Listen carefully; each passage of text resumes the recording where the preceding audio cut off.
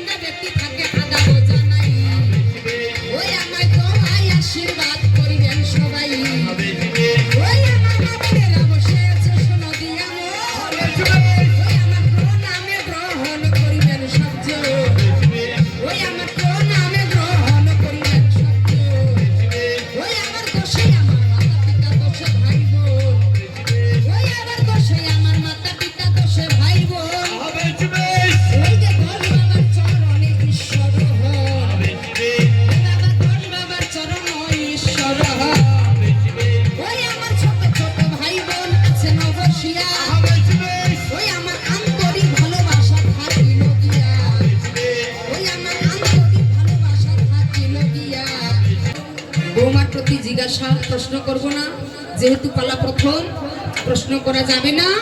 আমার জিজ্ঞাসা হচ্ছে, তোমার নাম যে দেবসেনা, তোমার নাম যে দেবসেনা, তোমার পিতা ইন্দ্র রাজা। এই ইন্দ্র রাজা যে তোমার পিতা, তুমি কি অরিজিনাল তারে মেয়ে না পালিত মেয়ে? তাই না? অনেক বাবা সন্তান থাকে না, একটা পালিত সন্তান নিয়ে আসে। তো আমি এই জায়গায় জিজ্ঞাসা করতে চাই, তুমি যে ইন্দ্র রাজার মেয়ে, তুমি অরিজিনাল মেয়ে না পালিত মেয়ে? সুন্দর করিয়া একটু জানাই দিয়া দিবে। আর তোমার জন্ম কেমন করিয়া হইল তবে, এটার বিস্তারিত ব্যাখ্যা জানাইয়া দিবে।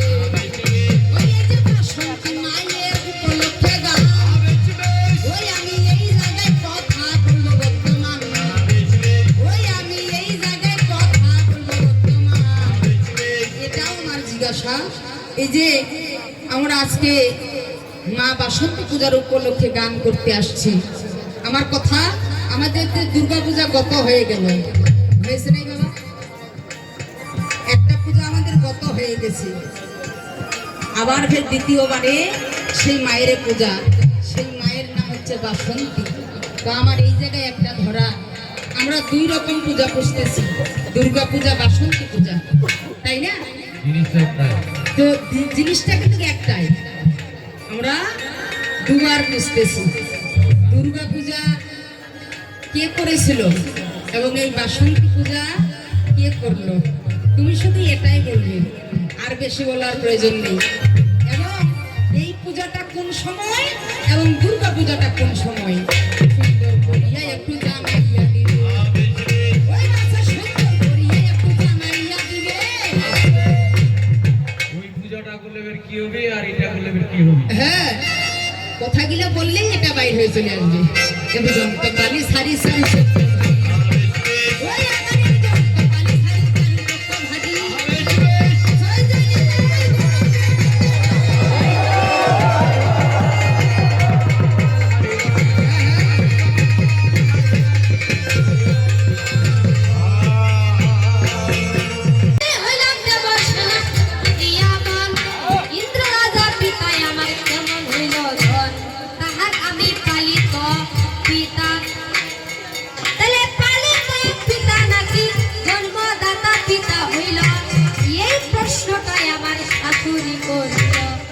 বাবা বলে নাই যে তোমার যে ইন্দ্ররাজা যে পিতা, তো এই যে ইন্দ্ররাজা তোমার পালিত পিতা না জন্মদাতা পিতা, না তুমি পালিত কন্যা না জন্মদাতা কন্যা, কি তাই না? তাহলে শোনো শোনো শাশুড়ি মা, শোনো জিয়া মন, পরিষ্কার শাস্ত্র কথা বলি ভাই এখন। আমি তাহার পালিত কন্যা হইয়া গেলাম ভাই। আমার পিতা ব্রহ্মা দেব শুনিবে সবাই, ব্রহ্মার কন্যায় আমি শোনো জিয়া মন। ব্রহ্মা কি করিল শুনে নাই এখন, একটা ডিশটা ভাই করেছে। আরে অল্প করে শোনা যাচ্ছে, ডিশটা ভাই করেছে। তাহলে ব্রহ্মা কি করলো? ব্রহ্মার অংশ থেকে আমার জন্ম হইল ব্রহ্মার কন্যা। তো এই ব্রহ্মা কি করলো? আমি তো হইলাম জগতের সৃষ্টিকর্তা, তাই এই কন্যাকে লালন পালন করার মতো আমার সময় নেই। তাই ব্রহ্মা কি করলো? আমার পিতা ইন্দ্রদেবকে আমাকে দান করলো যে এই কন্যাকে তুমি নিয়ে যাও, এই কন্যাকে তুমি তোমার কন্যার মতো করে নিজের সন্তানের মতো করে মানুষ করো, বড় করো। তা আমার ইন্দ্ররাজা হলো পালিত পিতা, অর্থাৎ সে আমাকে লালন পালন করে বড় করলো বলেই ইন্দ্ররাজা হলো আমার পালিত পিতা। পরিষ্কারে জমা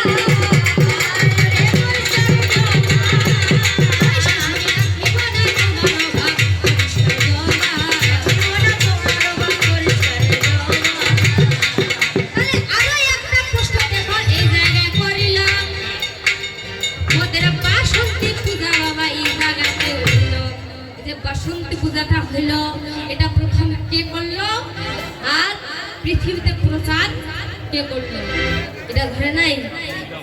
হ্যাঁ, দুর্গাটাও বলেছি দুর্গা পূজাটা কে করেছে। তো এই যে বাসন্তী আর দুর্গা ওই একটাই, সে হলো আদ্যা শক্তি, মহামায়া, মহাকালী, সবাই তাহারে রূপ, তাই না?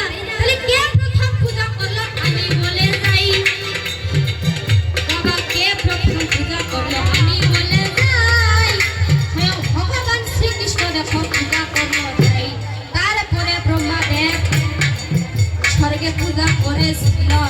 এই মধ্যে তখন কেবা পূজা করিয়া নিল রাবণ রাজা জানেন তো সবাই, এই বাসন্তী প্রথম পূজা করলো ভাই।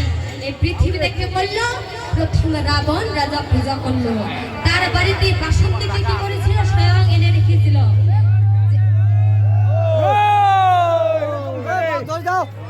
শালার ঘর মাথাটা গরম করে যাচ্ছে রে। হ্যালো, এগুলোও যাচ্ছে না জানো? তো এই রাবণ কি করলো? এই রাবণ এই বাসন্তীকে পুজো করে তার রাজ্যে লঙ্কাপুরীতে স্বয়ং এনে রাখলো। কেন? যে মা বাসন্তী দেবী তুমি থাকতে যেন এই আমার লঙ্কাপুরীর কেউ ক্ষতি করতে না পারে। তাই এই বাসন্তী পূজা থাকা যতদিন পর্যন্ত ছিল ততদিন পর্যন্ত লঙ্কায় হনুমান পর্যন্ত প্রবেশ করতে পারেনি। তো এই বাসন্তী বলেছিল যেদিন তুমি কোনো নারীকে অপমান করবে সেদিন তোমার লঙ্কা ছেড়ে আমি চলে যাব। তো যেদিন সীতাকে হরণ করা হলো এবং সীতাকে অসত্য করে অপমান করা হলো, তার সতীত্ব হরণ করতে চাওয়া হলো, সেদিন কি বলে বাসন্তী দেবী তার রাজ্য ছেড়ে চলে গেল। নিতাই শারদীয় দুর্গা পূজা কেবা করলো ভাই। এবার এক বছরে কি পাইয়া যাবো ভাই। আরো বলেছে যে এই দুর্গা আর বাসন্তী পূজা করলে আমাদের কি লাভ হয়।